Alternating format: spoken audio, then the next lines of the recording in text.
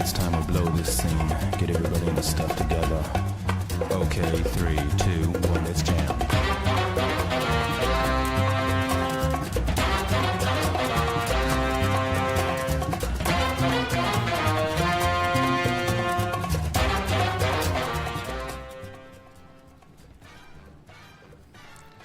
Bienvenidos una semana más a Sociópolis. En el anterior programa introducimos la sociología como aquella ciencia encargada del desvelamiento de las verdades detrás de las apariencias de lo social, y en este programa el objeto va a ser el nacionalismo y nuestro objetivo desacralizar a la nación, hacerla descender del cielo de los mitos, como dijera el poeta, ensayista, novelista y traductor John Juaristi, y someterla a la temporalidad, a la condición de construcción sociohistórica. Para ello se hace necesario desprenderse de las emociones que suscitan los nacionalismos y racionalizarlos.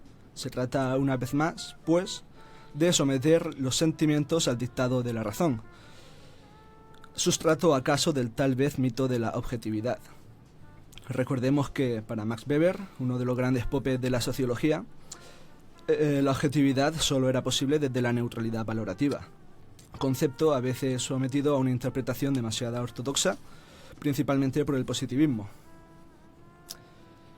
Este programa se sitúa a caballo entre la sociología, la historia y la ciencia política, debido a que las categorías de las ciencias sociales desbordan los límites de los campos de las disciplinas concretas y dan fe de la arbitrariedad de sus fronteras.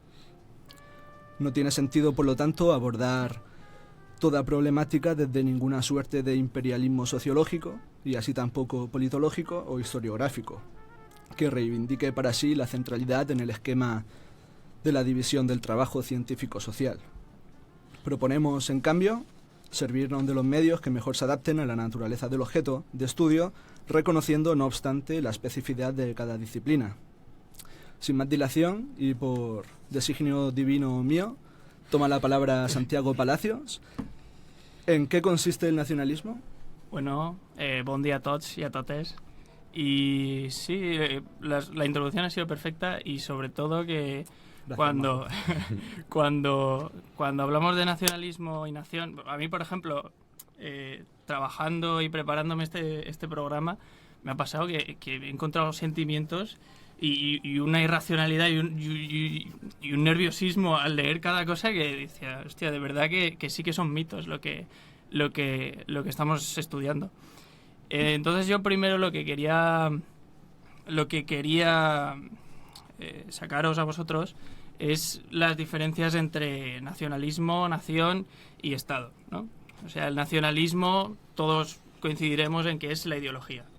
El nacionalismo es aquella ideología donde surgen esos mitos históricos y sobre el pasado, y también propuestas de futuro. No obstante, no es una ideología en sí misma, ¿verdad? No es una ideología sustantiva, sino que es una característica ideológica, claro, tal vez, de una ideología mayor. O una politización de algo cultural que está en... Efectivamente, es una ideología que solo se enmarca en el contexto de que existan las naciones. O sea, no es como el marxismo, que es generadora de ideología y de pensamiento, y etcétera, sino que es un englobe para limitar territorios, o sea, crear naciones, ¿no?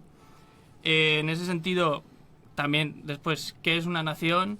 El término nación solo lo podemos entender si hablamos de los estados-nación. Bueno, no solo.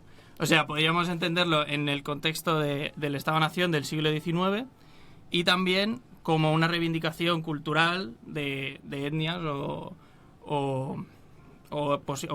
anteriores colonias que han... Comunidades culturales. Culturales. Y por último, muchas gracias.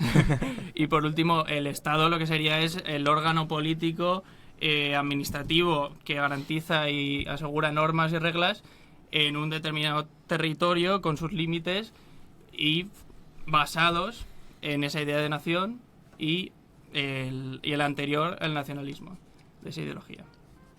Antonio Cantó. Sería interesante, una vez que has planteado esto, incluso a la hora de relacionar lo que es el nacionalismo con la ideología, sería interesante entender el nacionalismo, su contexto histórico, y entenderlo bajo 2 puntos de vista, que yo los he clasificado de subjetivo y objetivo.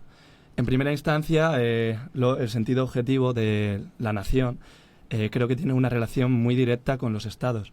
El origen de los estados-nación a finales del siglo XVIII, a principios del siglo XIX, incluso teniendo en cuenta en el siglo XV las ciudades-estado del norte de Italia, como Venecia, Génova, cómo empezaban a constituirse delimitaciones geográficas con una jurisdicción independiente, con sus andamiajes de derecho y de política, que tenían su propia lógica y que se encargaban de delimitar esos recursos y esa población concreta. Entonces yo, desde ese sentido objetivo, veo la conformación como de los estados-nación como un proceso histórico que, a la par, se solapa con un sentido subjetivo de la nación, que es básicamente interiorizar bajo la percepción de la población o de ciertos sectores o grupos sociales la pertenencia o el sentimiento a pertenecer al terruño, a la patria, a lo que es esa delimitación espacial, incluso con sus creencias, su lengua, sus símbolos, etcétera. Entonces, como que englobaría lo subjetivo más a la dimensión cultural y lo objetivo a la dimensión material, a las bases, las condiciones que se crearon desde entonces. José Manuel Zaragoza, toma la palabra.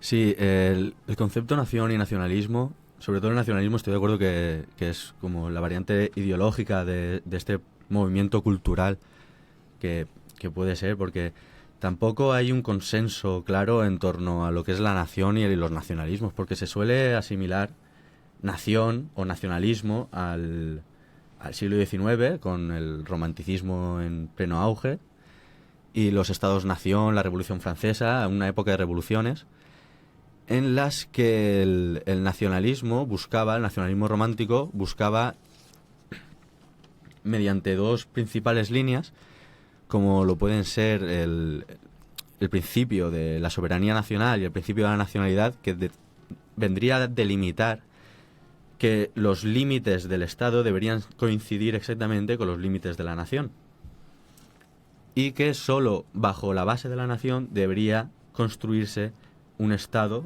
poderoso administrativamente, económicamente, culturalmente, etc.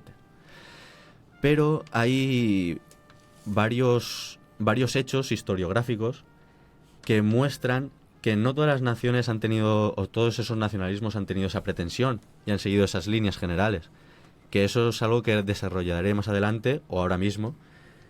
Y tampoco hay algunos hechos empíricos, evidencias, que desmontan un poco que los nacionalismos o que el sentimiento de pertenencia a una nación venga dado de arriba a abajo. Que las élites, una élite cultural o una élite intelectual o económica, den o construyan sociedades imaginadas, como diría el teórico Gellner, o de los teóricos más antinacionalistas, o Hobsbawm también. Hobsbawm sí que interpretaba que en el estado primero de los nacionalismos y de las naciones sí que admitía que fuese un proceso de abajo arriba. Sí que admitía que las valoraciones, o sea, que las coincidencias étnicas, lingüísticas y territoriales, etcétera, podían crear algo relacionado con los nacionalismos y la nación. Pero eso lo llamaba protonacionalismo. Hay otro teórico japonés que habla de los nacionalismos culturales. O sea que como todo concepto, lo que quiero decir es que como todo concepto teórico, social, de lo social, no sigue una explicación determinada, sino que tiene varias definiciones y diversos puntos de vista. Y para ilustrarlo me gustaría citar primero a Enric Prat de la Riba, que fue un líder político nacionalista catalán de la Segunda República.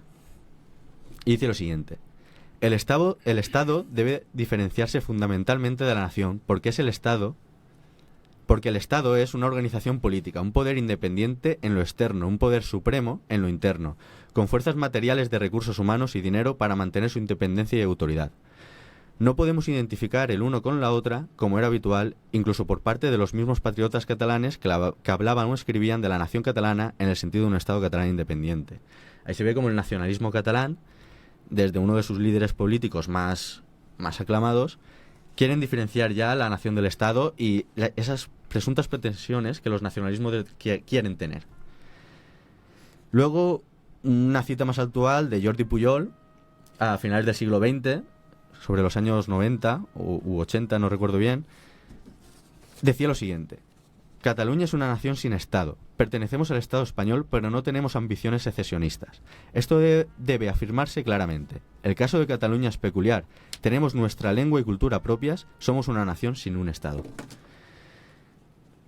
Con esto vengo a demostrar un poco la parte que he dicho de que no todos los nacionalismos tienen esa pretensión, aunque sí que es verdad que aunque haya una nación primigenia, que es, lo entiendo como un sentimiento de pertenencia a una determinada cultura, sí que es verdad que dependiendo del determinado contexto sociohistórico en el que se determine y que se vuelva a leer y se vuelva a hacer historia, se vuelva a utilizar la historia como ideología, se harán unas interpretaciones u otras de esa experiencia compartida que sí que puede crear una nación.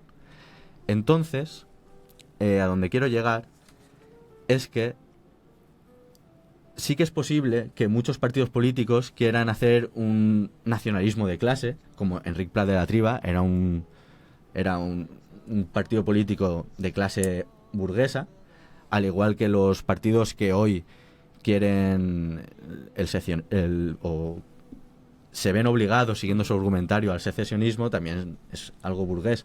Pero eso no quita que los hechos históricos determinen que sí que haya un sentimiento de pertenencia a una cultura determinada, como es en el caso de Cataluña.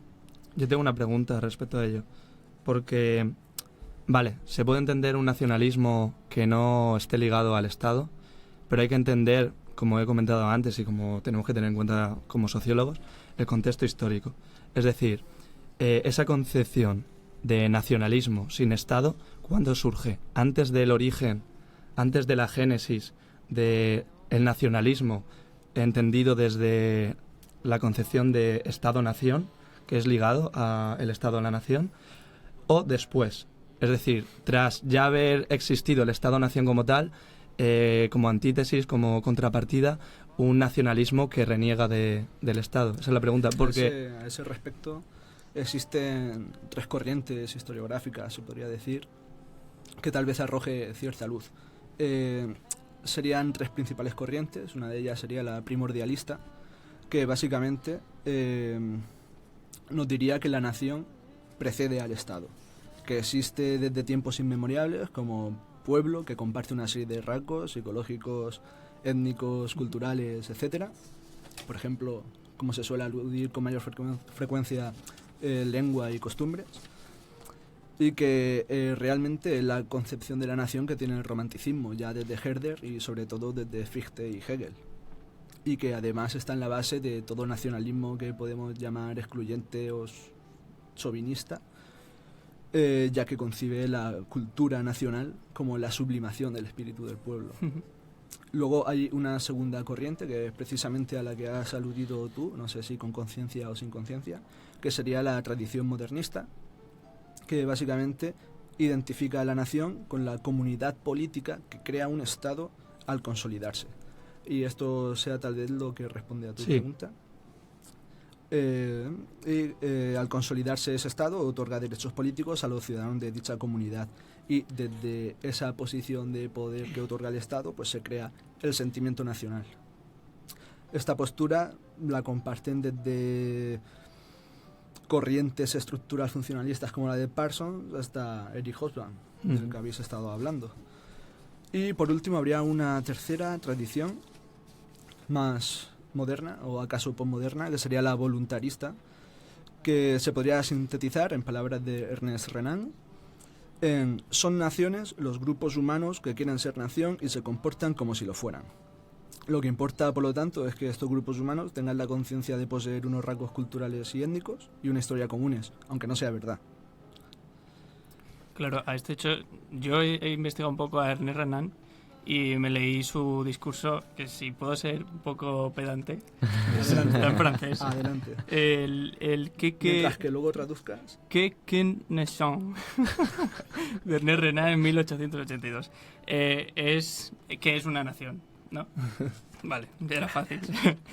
Y bueno, Renan lo que viene a decirnos, bueno, es uno de los primeros teóricos después de la Revolución Francesa que estudia y analiza la nación. Entonces él primero se pregunta si una nación corresponde a la raza. Después se pregunta si una nación corresponde a la lengua. Una nación corresponde a la cultura. Y luego se hace una pregunta que dice, ¿por qué Suiza es un país teniendo 4 razas? Él sigue llamando razas todavía, pero teniendo 4 razas, 4 lenguas diferentes, incluso religiones diferentes. ¿Y por qué la Toscana? Claro, ¿y por qué la Toscana, que también tiene esas 4 mismas culturas, no es un país? O China, ¿cuántos millones de religiones hay en China? Evidentemente, etnias, o sea, A eso o Estados Unidos. mis lecturas a lo mejor tienen algo que decir. Y respondiendo a tu primera pregunta, dependiendo de cómo desde tu ideología leas la historia, pues verás que sí que había una nación antes o después. Lo que sí que es cierto es que sí que hay ese sentimiento de pertenencia y por ejemplo, mucho antes del siglo XIX, en Cataluña, en el compromiso de Caspe, se llama, Cataluña, en el 1100 y algo, cuando Castilla está empezando a emerger como una potencia militar fuerte, Cataluña, para salvarse las espaldas un poco, se alía con Aragón y acepta estar dentro de Aragón siempre y cuando respeten su autogobierno, su cultura y su lengua. Ya desde el románico temprano, o románico tardía mejor. A ver, sitúanos en la época, por favor. Del 1100 a 1200. Es que no me hables de fecha. Soy sociólogo, no historiador. es por ahí. No, sí, por ahí. Cuando Aragón se mete dentro de lo que es Cataluña. Vale, ¿no? vale. O sea, Cataluña se mete dentro de lo que es Aragón. Y se hace pues el reino catalano-aragonés. ¿Qué pasa? Que al final, mediante la unión de los reyes católicos, se unieron Aragón, Cataluña y Castilla, y en el compromiso de Caspe que ya he dicho, los catalanes dijeron sí a esa unión, pero siempre respetando su cultura, su lengua y su autogobierno. O sea, son unas demandas que históricamente siempre se han dado así.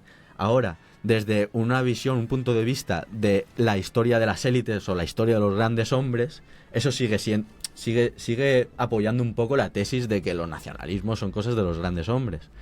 Pero lo que forma la nación, según Castells, es la experiencia compartida. Una historia que crea una experiencia compartida de los pueblos. Por eso Estados Unidos, por ejemplo, y Japón, siendo 2 tipos de nacionalismos tan diferentes, son de los países más nacionalistas que hay. Uh-huh. Estados Unidos tiene una diversidad étnica e incluso puede que religiosa abismal. Y en cuanto a Japón, es uno de los países más homogéneos que existe, si no el más. Total. ¿Qué pasa? Hay una experiencia compartida entre ellos que les hace querer formar parte o sentirse identitariamente parte de un conjunto más amplio, que se puede llamar nación. Y aquí es donde quiero llegar. Aunque sea verdad o no, ¿verdad? ¿Eh? Aunque sea verdad o no. Es verdad, Importa el sentimiento, ¿no? Que sea verdad. Pero es que muchas veces lo subjetivo se crea porque lo identitario, y la nación es algo puramente identitario, sentirse nación, parte de una nación, tu nacionalidad. La identidad es un dotador de sentido a los actos personales. Entonces, esa dotación de sentido, que bueno, claro, luego hay diferentes tipos de identidad. La identidad legitimadora, que vendría a ser la hegemonía cultural de Gramsci, que crearía una sociedad civil con unas instituciones y organizaciones que se dedican a reproducir la hegemonía, el poder de las élites. Pero luego también hay identidad de resistencia, que por ejemplo en la época de Franco sería Cataluña.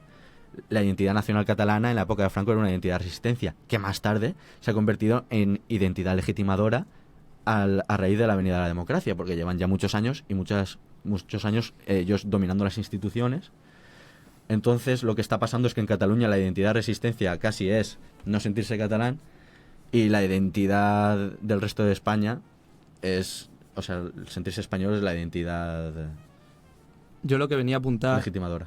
que los casos que acabas de relatar y demás tienen que ver con el periodo moderno. Yo me refiero, porque si hablamos de un proceso histórico, que la nación es inseparable al Estado, aunque luego encontremos a lo largo de esa modernidad procesos sociales que ciertos sectores de población adquieren ese ideario, esa ideología de nacionalismo sin Estado, vale, entra dentro de ese proceso histórico y viene de una génesis que estuvo arraigado al Estado y con unas lógicas territorialistas, inclusive unas lógicas de acumulación de capital. Pero a lo que voy a decir, antes del sistema mundo moderno, si utilizamos la terminología de Wallenstein, en el sistema medieval, lo que son las comunidades, las ciudades viejas, en todos esos siglos que han habido, incluso milenio de la Edad Media, se puede hablar en esa heterogeneidad de relaciones sociales que no estaban tan controladas por un Estado nacional. No había un Estado nacional como tal.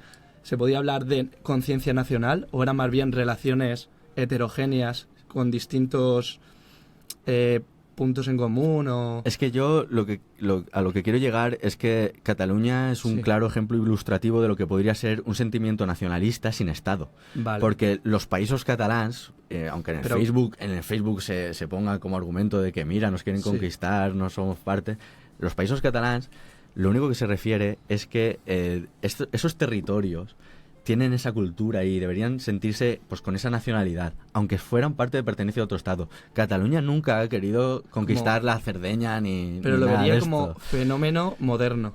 No lo vería como nación en sí misma. Es decir, esas personas tienen una conciencia nacional.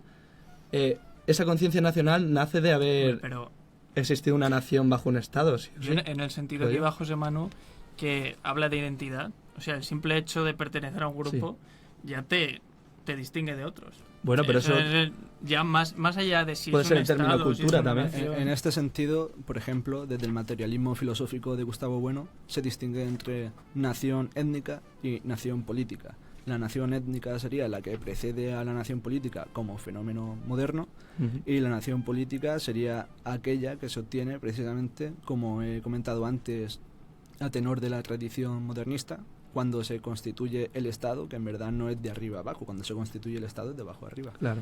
Y el pueblo se otorga para sí mismo una carta de derechos. Esa sería la distinción que a lo mejor se está ahora llevando a este debate. Y como vamos apurados de tiempo, me gustaría lanzar un último dato, también a raíz de la argumentación de José Manuel, sobre los nacionalismos sin ánimo secesionista, por decirlo de alguna manera. Y es que, por ejemplo, en la cifra de participación para el referéndum del Estatut de Cataluña de 2006, la participación fue del 48,85%, una participación ínfima, y de ese 48,85%, solo el 73% de los votos fueron a favor, y 20% en contra y 5% en blanco. Si en 2006 no había ese ánimo no secesionista, porque el estatut no es, pero tal vez sí que sea la antesala, político, ¿no? Un paso intermedio entre la situación previa y la situación actual de independencia. ¿Cómo se puede leer el fenómeno actual de Cataluña desde este dato? ¿Qué ha pasado desde entonces? Primero hablar un poco del dato, porque claro, un 44% es una participación ínfima, pero si tenemos en cuenta toda la agresividad por parte del Estado español que se había tenido en cuanto a ese referéndum y toda esa deslegitimación que tiene por parte de los que iban a votar que no, desde el movimiento nacionalista español dentro de Cataluña. El estatut, ¿no? El estatut. Vale, perdón. Creía que estaba hablando del referéndum. El referéndum para el estatut. El estatut Vale. Entiendo. Por eso. Vale. También hay que tener en cuenta que a raíz de la entrada en vigor de la democracia en España, Cataluña, por ser una zona industrial de España desde hace bastantes siglos, y siempre había tenido esa inercia de natalidad baja. Entonces un empobrecido sur de España tuvo una importante emigración, fue un flujo migratorio importante hacia Cataluña. ¿Qué pasa? Los catalanes, en vista de esa beligerancia que siempre ha habido desde el Estado español hacia su cultura, en diferentes puntos históricos que no me va a dar tiempo a relatar. ¿O durante el franquismo? No, durante el franquismo también. También quiero hablar de los Felipes, porque siempre en muchos Felipes de Borbón, está Felipe IV, Felipe V y ahora Felipe VI, siempre han tenido algo que ver con la independencia de Cataluña. Y ha sido muy interesante eso. Y nada, lo que quería comentar era eso, que la normalización lingüística, que es el eje conductor de todo el nacionalismo catalán, hizo que esos andaluces se sintiesen integrados mediante el aprendizaje de esa lengua, pero no se sintiesen puramente catalanes. Si tú desgranas los datos del CIS, hay unos sentimientos contrarios de sentirse catalán, sentirse español, en algunos porcentajes, más catalán, más español, etcétera. Por eso el amplio porcentaje de un 80% de personas que sí que quería participar en el referéndum de autodeterminación para acabar este tema, pero no querían la secesión.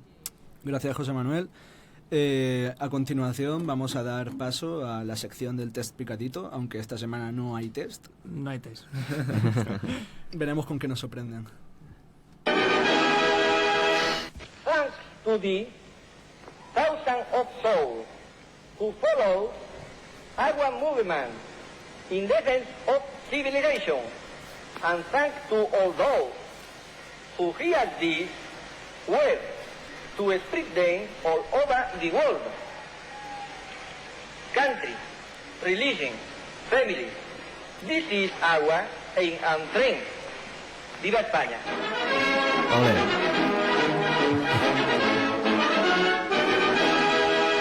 Bueno, pues no sé si lo habéis llegado a reconocer. Este era Francisco Franco hablando en inglés, inglés. Era proto-inglés. Es que es un inglés del norte. Sí, tiene un acento muy pillado y no se le entiende. Y hoy queríamos hablar de la producción cultural de Franco, que aunque parecía un hombre así no muy dado a las letras, no muy ducho en letras. Ojo, producción no, superproducción española, gran superproducción española. Gran superproducción española, porque tiene 2 novelas escritas. Y esto es un dato curioso, a ver a la gente si le va a gustar. Tiene una primera novela que se llama Marruecos, Diarios de una bandera, y habla de sus aventuras en África, en la guerra de Marruecos. Y luego, lo más importante es que tiene un guión de una película que se llama Raza, y él firmó y tiene un seudónimo bajo el nombre de Jaime de Andrade. Entonces él escribió este guión exaltando los valores franquistas, ya que estamos hablando del nacionalismo, exaltando los valores del nacionalismo español, con ideales como el conservadurismo, el tradicionalismo, el anticomunismo, o sea, vamos, las guindas, bueno, y prácticamente todos los conocemos porque tenemos parte de esa herencia, ¿no? Entonces queríamos destacaros algunas de las frases que se dicen en la película. Bueno, hemos intentado verla, Antonio. Sí, y yo. hemos intentado verla, pero... Sin éxito, intuyo. Sin éxito, porque es muy aburrida. Hay que reconocerlo. No tiene mucha calidad. Pero historiográficamente es un valor total. Es un documento valioso. Bastante. Claro, es un análisis total de esos valores ideales. Bueno, entre algunas frases, o sea, él exalta el espíritu almogávar, que eso eran espías durante la Reconquista. Y algunas de las frases, por ejemplo, es aquí llegan los militares españoles elegidos para la gran empresa de volver a España a su destino, la semilla superior de la raza, etcétera. Y una cuestión interesante, que fue el caso único de autocensura. En 1950 se autocensura el guión para lavar la imagen a Estados Unidos. Buenísimo. Bueno, como no tenemos tiempo, que se nos ha acabado Sí. ya, decirnos si se puede comprar por Casa del Libro o Iberlibro. en ya Snack, no lo en el cobramos Snack. Está nosotros. en Radio Televisión Española. Está entera, te lo juro. Sí. Sí, por casualidad, no.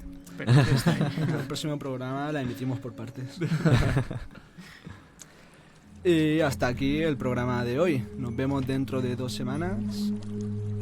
Gracias a todos.